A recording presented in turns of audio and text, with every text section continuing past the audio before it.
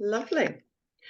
So, thank you for being here. And what's really important is that we share. So, if you have any questions for me, please just put them in the chat because that's what I'm really here to do, is to answer any questions that you have. The way this works, for those who haven't watched this before, is I do a little bit of webinar and talking about the topic of the month, which this month is allowing yourself to stand in the spotlight, right? Allowing yourself to shine your light and be that center of attention, dare I say those scary words. And it's allowing yourself to be the focus, take focus. And that is because the theme of the month always runs in parallel with the theme of the month that I run in my membership group, where we use sound as one of the ways to feel more comfortable with sharing our voice. So let us kick off. I normally break it into 3 parts, and shining your light. So many people who I work with are more on the introverted spectrum. So I'd say about 80, it used to be more, it used to be about 90% of my clients, but these days I'm getting more self-aware, extroverted or more extroverted people coming. So I'd say it's about 80%, maybe 85% still, though, would put the label on themselves of more introverted than extroverted. And with that comes naturally not shyness. Shyness and introversion are 2 different things, but a desire to not be the center of attention, a desire to take time on. Actually, surprisingly, you might find like lots of actors are actually introverts, and the way that they use acting is to help them just sort of live in a different energy. So for those who don't know, my background is 20 years as a classically trained professional actress. And then to support that, I was a massage therapist and energy. This is when I worked with voice vibration, sound energy. It's when I discovered that. And then I trained as a coach. So I've been doing this work since 2011. And then I qualified as a coach in 2015, I want to say. Might be 16. And I've been doing this work since then solidly in that combination of acting skills and coaching skills and the voice vibration, energy, emotion, connection work. And for the more introverted people, A, being in a crowd of people is just draining. And B, being center of attention is generally not where they like to be. So how can you shine your light? How can you, in those situations where you are needing to speak? And I say all the time, all speaking is public speaking. This isn't just about standing on stage and sharing your voice. This isn't about running your own webinars. This isn't about being center of attention. It's about the fact that when you speak in any situation, that might be raising your hand to share an idea in a team meeting, it feels like you suddenly become the center of attention. It's like you're center stage on, I don't know, the London Palladium, and that single spotlight is just on you. Because in an in-person situation, like a meeting or a party, if you're speaking, everyone turns to look at you. And one of the 3 key fears that people have around speaking is being seen. The other 2 are the fear of judgment and the fear of the unknown. So when you speak, people turn to look at you, and that can feel really cringy. Sometimes it can even feel cringy to me, especially if I'm saying something that I think people are disagreeing with. We all have these fears, these uncertainties, these challenges, these concerns. So what can you do to make that being in the spotlight a little less uncomfortable? The thing that I always say is, imagine you're turning the spotlight off you and put it onto your audience. Now, whether that audience is one person, I don't know, on a first date, whatever that might be. I'm re-internet dating again, so that analogy popped into my head. Or whether you are speaking in a meeting or actually public speaking to a room full of people, whether that's 10, 50, 100, 1,000, 10,000, it doesn't actually matter. one of the simplest ways to stop yourself feeling like you are caught in the spotlight, because often what happens is we feel, oh my God, everyone's attention's on us, and then we become like rabbits in the headlight. It's like, can't move. So fight goes out the window, flight goes out the window, and we come into freeze. Turn the spotlight around onto your audience. Because actually, when you're speaking, like, I'm not doing this for me, right? I don't give up my first Monday evening every month to speak about speaking for me, right? I do it partly to enhance my business so that people have more of an awareness of what I do. Yes, that is partly for me. I will own that. But what I'm speaking about isn't for me, because I know this stuff. I use this stuff. I do this stuff. It's for you. It's for Simon, who's here live this evening. It's for those of you who are watching this. Who knows when, with the internet? I could be 90 right now in real life when you watch this. It's 2003 and I'm 49, just as a heads up. So turn the spotlight off yourself and put it on the others. This really helps you also with clarity of words and thought.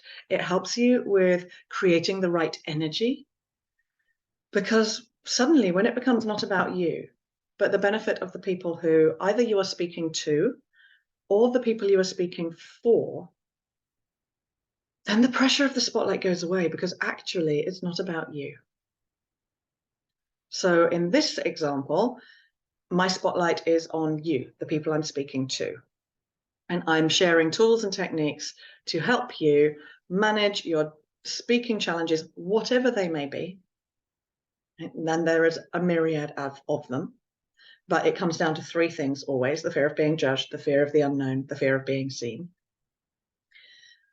And it is about putting the spotlight on you and sharing what I know are useful tools and techniques.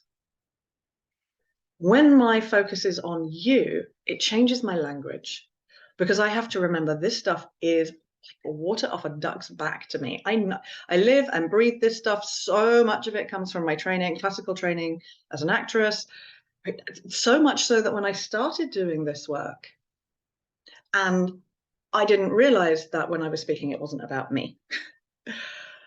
And even if I was trying to make it simple, I was 5-10 steps ahead of my audience. I didn't realize when I was talking about take a breath that 80% of my audience didn't actually know how to take a breath physiologically correctly, to give them more breath, to feel stronger, to help the voice be easier. It's one of the things that I teach in my online course and the freebies of my online course, and in all the work that I do, the workshops, etc. So when your focus is on your audience, it changes your language, it changes your tone, and it takes the pressure off you, because the spotlight suddenly isn't on you having to be brilliant or perfect or know everything. Your spotlight is on them, and how can I share what is most useful? So that is if you are speaking to your audience. You don't speak to them, share with them. That's one of the ways to turn the spotlight. I am sharing this with them. Or you might be sharing it for them. So your direct audience might be, for example, I'll use an example of a client who came to my 2-day workshop. She worked in the NHS and she had to go to a certain board once a month or once a quarter to ask for money. And she hated doing it, right? Because they're her direct audience. So I hate doing it. I feel like I'm going cap in hand. I feel like I'm begging. I have to go into those meetings and I take my sheets and I'm always nervous because I think they're going to say no to me and da da da. And when I asked her what the money was for, she said, as part of this NHS project, they worked with a women's refuge, I think that's what it was. And the money was actually for this women's refuge. So I'm like, so you're not asking for the money for you. So take the spotlight off yourself. It's not about you, and it's not even about the board who are sitting there in front of you, who are your direct audience.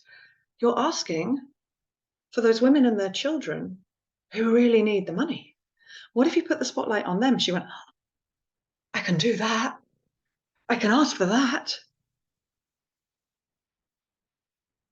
And this can transfer even if you are in a meeting with your manager or whoever holds the purse strings and you want a raise.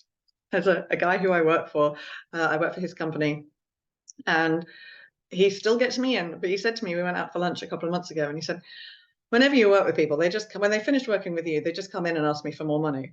But he still hires me because he knows actually it's not just that, but what they're seeing is their worth.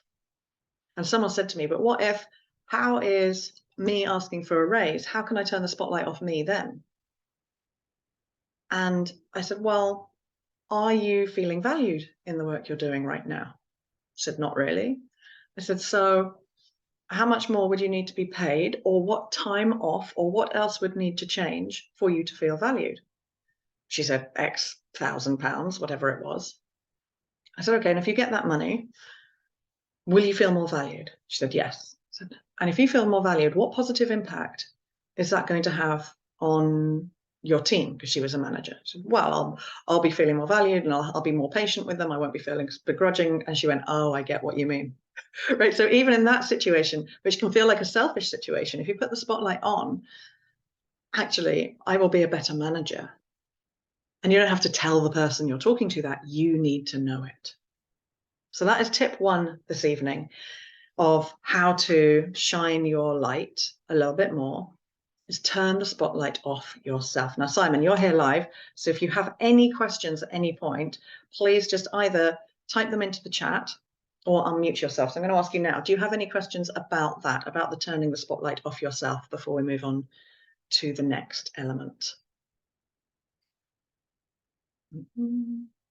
Okay, I'll take that. I guess what's the exercise you could do to, like, I guess, wire your brain into thinking about Brilliant. something else? Yeah. So what's the exercise you can do to wire your brain to thinking that's the thing? Literally, before you speak, and this is easier for planned speaking opportunities. So a meeting you know you're going into, a situation that you know you're speaking at. When you're creating, okay, what am I going to ask? What am I going to say? Plan into that, into your head. Ask yourself, how is this going to be of benefit to the people I'm speaking to or for? So literally ask yourself that question. And it's what I was asking myself as on a Monday. I do 6 hours a week working in a local stationery shop just to get myself out of the flat, because I'm an extrovert and I need human contact. And I finish at 6, and so I'm always charging home on a Monday. And then I sit down and I rest and I go, right, what are the benefits for those who are going to come or tune in? So just literally, it just can take 30 seconds. You might want to take longer about it while you get used to the process, but ask yourself that question. How is what I'm going to say going to be of benefit to others? So Simon, I know you're a member of Toastmasters, so it might be when you're creating your 2-minute talk or your 5-minute talk or whatever you're creating. How might this benefit other people? What am I sharing that will be useful for them? And then that makes it about them and you sharing, not about you and people looking at you, staring at you in the spotlight, judging you. So ask yourself that question. How is this of benefit to others? Thank you. Great question. So we'll move on to point 2 of being able to shine your light, which is allowing yourself to take up time and space, and actually allowing yourself to take sunlight. Now, this is quite deep, so I'm not going to go too deeply into this. Thanks, Simon, my pleasure. Allowing yourself to take up time and space. The deep work that I do, my business is called Your Whole Voice. And really the voice is the tool that we use to measure your sense of wholeness. So it's your whole voice because it's about you. It's about your voice. I don't want to create a million mini me's. It's about you finding the way that you best communicate and feel confident and connected when you're communicating. It's your whole voice. So it's about you allowing yourself to feel whole rather than a little fractured or broken or not good enough or all those things that we all have in our psyche. And your voice is the tool that we use to measure that. And in the sounding work, your voice is the tool that we use to actually explore and find the places where you're strong and the places where you need a little improvement. And so many of my clients are people pleasers. So they're either people pleasers out of nature or out of the way that they've been brought up. We're brought up to be polite and be nice and be kind. And does that mean saying yes all the time and letting everyone else go first all the time? And those people-pleasing traits often come into I'm not quite good enough. People talk about that as imposter syndrome. So, well, I'm not going to, so I'm going to let them go first. I'm going to let them have the light. And again, my beautiful introverted clients who need communication. And I have, as an pretty extreme extrovert, not far, but, you know, I'm a decided extrovert with introverted moments or quiet time. What I have learned is that introverts prefer one-to-one communication. I speak, you listen, you speak, I listen. We are together, focused on each other. Very often when just more than one other person, so 3 people can be a big group to some people. When more people come in and there's more voices, tends to mean there's more cutting over each other or jumping in. And that can be the challenge, because then if you're a people pleaser, you have learned to, you want everyone else to go first. You want everyone else to feel great. So you keep yourself out. It's like everyone else can go. So you don't take up people's time or space. You sit back, you take up less space, like especially in Zoom meetings, you'll see people like this. If you're going to speak in a Zoom meeting, if you want to speak, fill up the screen. Then there are the elements of not wanting to, like feeling not good enough. So it's like, oh, well, they're speaking, so I'm going to let them speak and I'm going to sit here and wait and think. And very often the not good enough goes with overthinking. So right, I've got to get it right. And a little bit of perfectionism comes in as well. Got to get it right. And I've got to make sure that I'm saying, and then suddenly the time has passed. So you haven't taken up time or space in other people's worlds. Now, this is the deep stuff. This is about our sense of wholeness. So we can't really go deeply into that in here, but it's important to know that for you to shine your light, you have to start allowing yourself to take up more time and space. So here are a couple of really practical ways to do that. If you need someone's time, don't apologize for it. So for example, I'm really sorry. And I don't want to be a burden, and I don't want to make, I'll only take up a minute of your time.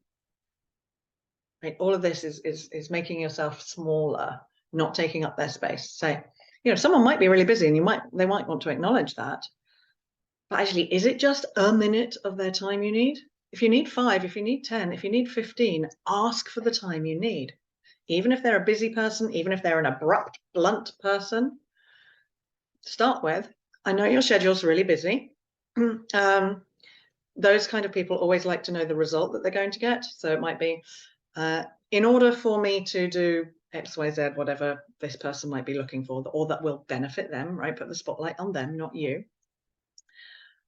I need 15 minutes of your time at some point in the next, and then give them a time frame, 24 hours, 48 hours this week. When is good for you? So then you're giving them a benefit that's going to help them. You're putting the spotlight on them because you're making it about the benefit to them, and you're giving them the choice. But you're saying, I need 15 minutes.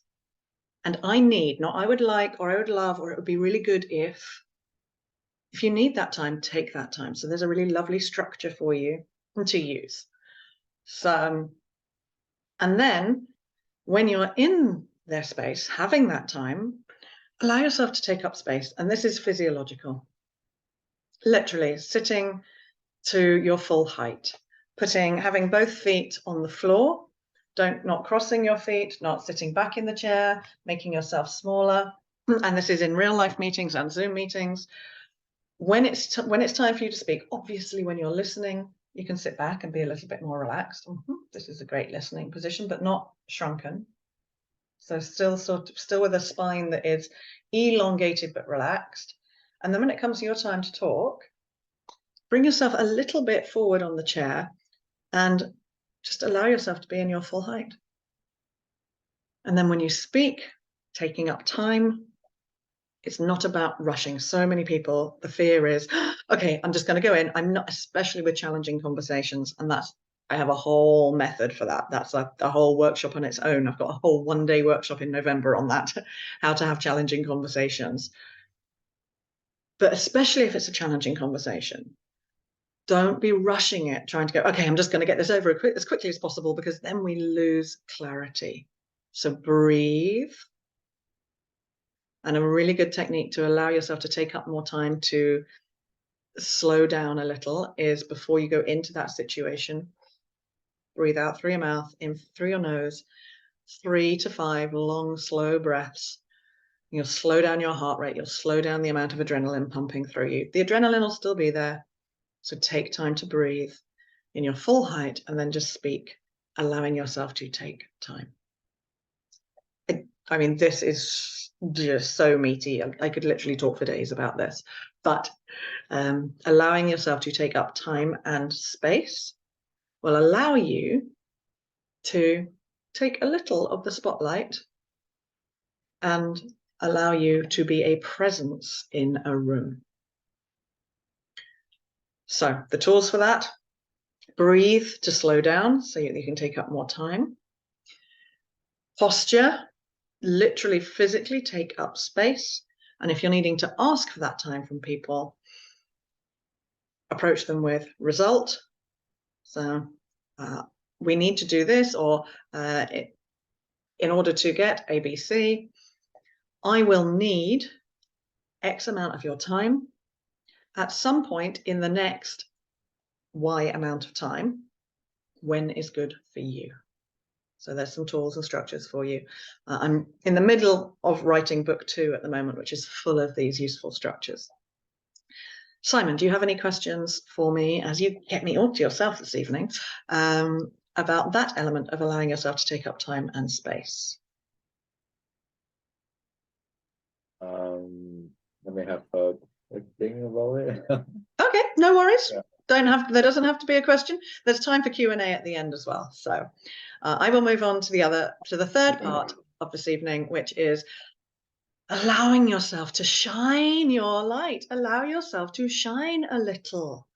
Again, so many of my clients, they are quieter generally, softer people, more gentle people, slightly more introverted people. And one of the biggest fears that I hear again and again and again is, I don't want to be more confident, because if I'm speaking about myself with more confidence, this is really important, by the way, in job interviews, or if you're putting yourself forward for promotion, or if you'd like to be considered for promotion, or if you run your own business and you're speaking about yourself and your business, speaking about yourself with confidence, allowing yourself to shine your light and saying, yeah, I'm good at that. Yep, one of my strengths is ABC. Allowing yourself to speak about yourself with confidence, allowing yourself to shine your light. Because modesty is one thing, a little bit of humbleness, it goes a long way. But if you're humbling yourself all the time and you're like overly modest about, oh no, well, yeah, I'm all right at that. Actually, I've got 2 doctorates. Like, stop hiding your light under a bushel. Start allowing yourself to shine your light and speak about yourself and what you're good at with confidence. Confident does not mean arrogant. Confident is not a synonym for arrogant or bragging or showing off. But you can be quietly confident. Yeah, actually, no, you know what? I'm quietly confident about this. I think I'm in with a good chance. Great. You know, I am damn good at what I do. I know that. I have proven it. I have the testimonials coming left, right, and center. I remember to do feedback forms. I ran my first half-day introduction workshop at the weekend. I remembered, must do feedback forms, because it's great. I've not run it as a half day before. I was hoping for some 7s or 8s to give me some tweaks. I got straight 10s across the board. I got a couple of written comments of things people would like more of, but that's not possible within the time frame. So it's like, yeah, I'm good at what I do. I am good at helping people feel more confident, finding their voice, creating speeches, having challenging conversations. And if I was sat here saying to you, yeah, well, I'm quite good at it. Most of my clients go away reasonably happy. That's not going to give you any confidence in me as a vocal confidence coach, as any aspect of what I do. It's like, no, actually, most of my clients go away feeling amazing. Most of them go away saying they feel lighter, happier, life becomes easier. So many of my clients go away and get those promotions, get that pay rise, get that new job, go into that relationship, change their relationships, have that challenging conversation. So what is it that you do or how you be that actually, if you were going to allow yourself to be honest with yourself, that you could confidently say, I'm good at that. I am a good person. What are your qualities? So my exercise for this for you is to write down a list of your qualities. So qualities are things like, I am creative, I am loyal, I am trustworthy, I am passionate. Right? I'm just finding ones in myself right now. Your qualities might be, I am kind, I am thoughtful, I am generous. There's so many qualities. So exercise for this is go away and write some of your qualities and then speak them out loud. And then look in a mirror and speak them out loud.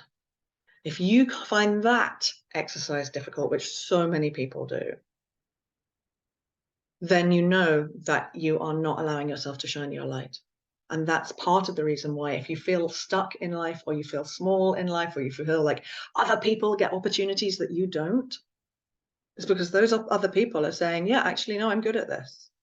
So that's the next thing. I want you to write a list of things that you are good at. So qualities are one thing, they are innate within you, and things that you are good at. So for example, I am a damn good vocal confidence coach. I'm a damn good life coach. I am a good actress. I am a good horse rider. And notice how I'm saying good.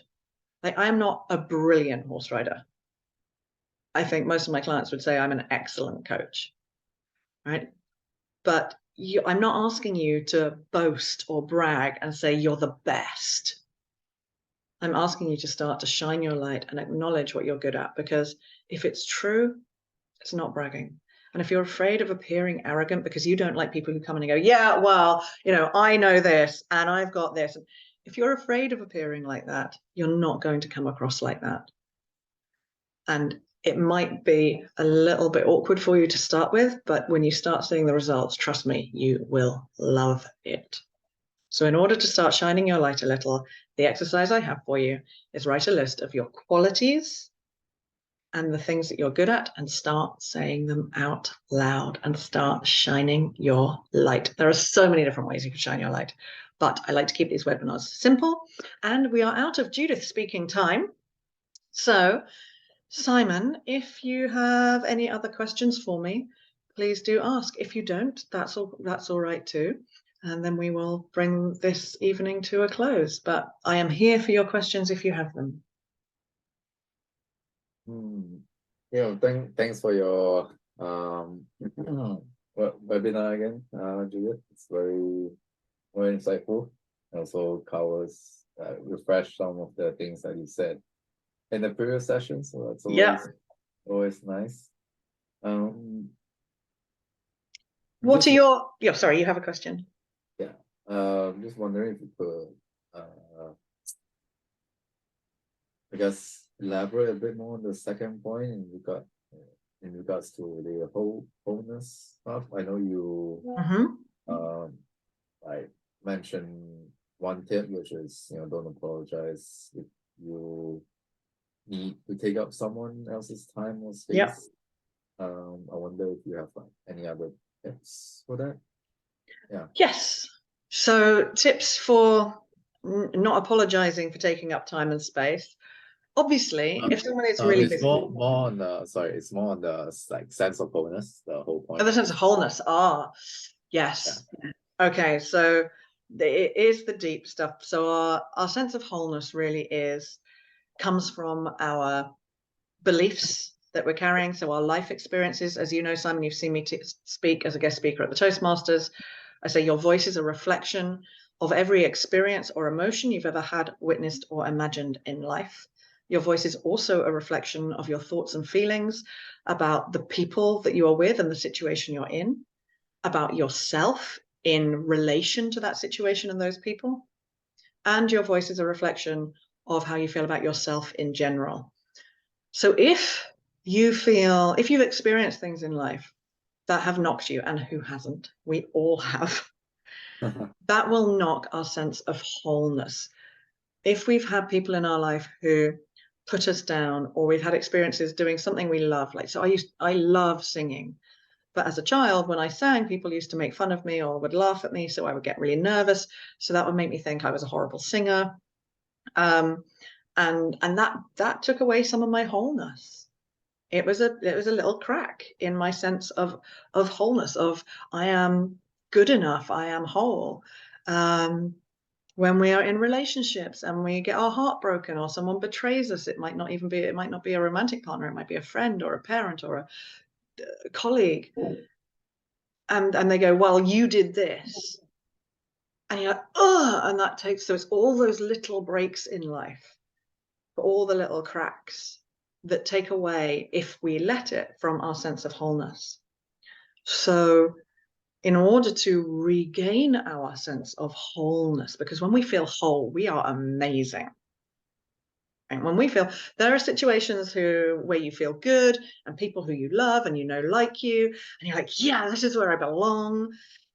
And you feel whole, and we say, I feel whole again. It's like, yes. Mm-hmm. But then we can be in another situation where we get, oh no, and all those little cracks reappear. So the way to feel more whole is to have an awareness of the types of situations or people that in the past have broken you a little or made you feel broken, the types of people and situations that you go into where your cracks appear, and notice them. Recognizing is the first step. Self-awareness is the key. I think 90% of the work I do is about helping people have more self-awareness.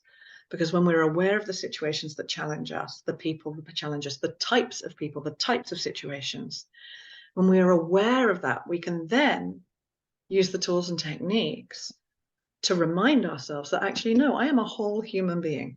And in fact, I wouldn't be who I am today had I not been having suicidal thoughts in 2016. Right. And that's when and I've had suicidal thoughts before that as well. But at that point, that was my most broken, if we're going to say broken, right? I was not wanting to be here. I was crying every day. Life was ugh.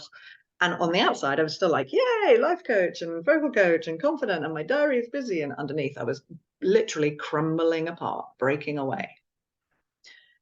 But I could look at that time, and it could still be a part of what might make me feel broken. Oh my goodness, I was there. Like, who would want to work with someone who admits to being in that place? But actually, I look at that time and it's such a part of my wholeness. It has made me a more whole, richer, more compassionate, understanding human being. And my friend who was put the last straw on the camel's back that broke me, after I had brought myself through that time, I had a conversation with him. I was like, no, actually, I thank you. I thank you for those things you said that hurt so deeply. I thank you for the way you behaved, because it made me fall apart, and I needed to fall apart and get rid of all the gunk, right? We can't get rid of the gunk sometimes unless we break it open a little bit.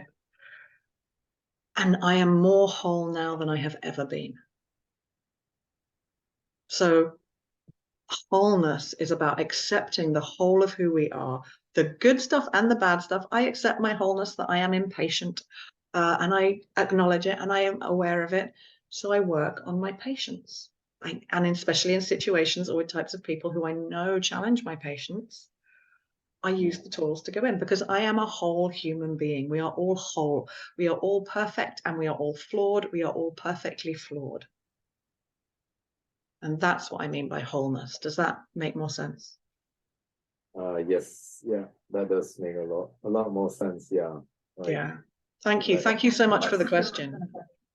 yeah, yeah. And the challenge, the reason it's a challenge for vocal confidence is because, unfortunately, we're hardwired as human beings to look for the flaws, the things that we think other people might not like in us. We're hardwired, the amygdala is hardwired for fight or flight, to keep ourselves safe. So we look for the things that might go wrong or that have gone wrong, and we put so much attention on them. And that's why the important thing to do is to look for, that's why that exercise with the shining your light, writing down your qualities, write down what you're good at. Remember, yes, I am, what am I really bad at? God, a million things. I mean, there are how many hundreds of languages that I don't even know a single word in, right? So I'm really bad at all of those languages. I am not great with tech. I get really impatient with tech. They are not my forte. I'm rubbish at them. But why look at the things, like, know the things we're not great at, and if we can improve, and if not, ask other people to do it for us, or pay other people to do it for us, or whatever. Or work on them. I know that my patience will always be an ongoing thing for me, particularly in some situations with some people. So I work on it, I improve it, and I focus on the things that I am good at and that I love and that help other people feel whole too. And the more we do that, it becomes a virtuous circle. Mm, mm, mm, mm. Absolutely. There are a lot of Yeah, rewiring needs to be done. That's the hard part, I suppose. Yeah. it can be. And also the rewiring can be the hard part, but it can be, once you've had that revelation, it can be the easy part. It can be the, oh, right. So actually all I need to do is find the right people, the right ways of working that work for me, that fit my time budget, my money budget at the moment. Like, we live in a world of so much out there, especially about this stuff. There is all you need. You could lose yourself for years on YouTube about how to work on looking at yourself differently. And then the challenge is we need to implement it, and we need to have patience to see it work. But when it works, everything, and sometimes we need to hear it 100 different ways. Like you said earlier, I covered some of the stuff that you heard me speak about at Toastmasters, but I know that with the work I did, I heard it from this person in this way, and this person in this way, and then I heard it from this person in this way, and someone said it like this, and I went, oh, right. And it was like the wardrobe was being built, and suddenly I knew how to hang all the clothes. It's like, oh, boom. And then when it happens, it happens. And we can know, and it's magic, but that's why it's about self-awareness, and we have to do the work. It's not about someone can just wave a magic wand and go, yeah, ting, here's my system, you see it in the coaching world a lot. Here's my system, use my system, and it'll be perfect. It will be a good system, and it will help. And for some people, it will be the thing that suddenly that finishes the wardrobe and they can hang all the clothes. But for some people, it might be the first strut of the wardrobe, and they have to go and do this system and that system and this system and this system, and then suddenly something comes in, and that's where it's the magic. So we do have to do the work, I'm afraid. Yeah. Yeah. My last question is, how do you, I guess, utilize variety better? So, for example, sometimes, let's say when you're doing a speech, you don't know when you should go faster in certain parts of the speech, or support the pace. And in terms of the tone, you don't know where you should go, I guess, up or down.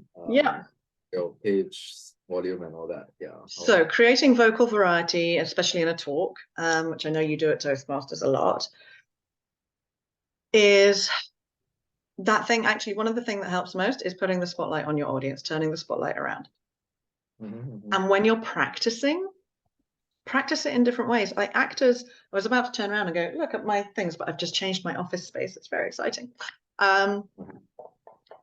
Actors don't suddenly create a talk. Like people don't, a talk doesn't just come out of nowhere. You practice it. So practice different places. Go, where's important? So know the most important things. And the most important things you're going to share are either going to be faster, higher energy, which always creates a higher tone, or they're going to be slower, more solid, grounded energy, which always creates a lower tone.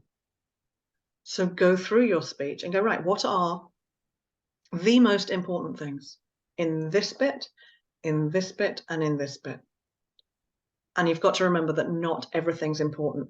While you're trying to make everything important, you will become monotone and you will become monopace because you're giving everything the same importance. So choose what's important is the short answer to that. Okay. There we go. Thank you. It is 7:30. So thank you so much for being here, Simon. I'm here every month. It's free. Come as many times as you like. If you're watching online and you want to be able to ask questions like Simon did, the first Monday of every month, you can get the link from my website events page, yourwholeboice.com/events. If you like what I'm talking about, I have freebie sample online courses and I have a whole load of in-person stuff, and you can work with me online, in person, all sorts of different ways if you want a bit of me to help you with your vocal confidence and general confidence and finding your voice. Because when you liberate your voice, you will liberate your life and create opportunities that weren't there before, because mostly you're asking for them and you're being seen and shining your light. So thank you, Simon. Please carry on shining your light, and hopefully I will see you next month. The topic next month is independence. So I haven't just independence. Yeah. So I haven't decided how I'm going to work that around, but that is the topic, allowing yourself to, it'll be about allowing yourself to stand in your independence. So yeah, cool. Thank you, Simon. Thank you, anyone who has watched this, and I will see you soon. Bye-bye. Take care.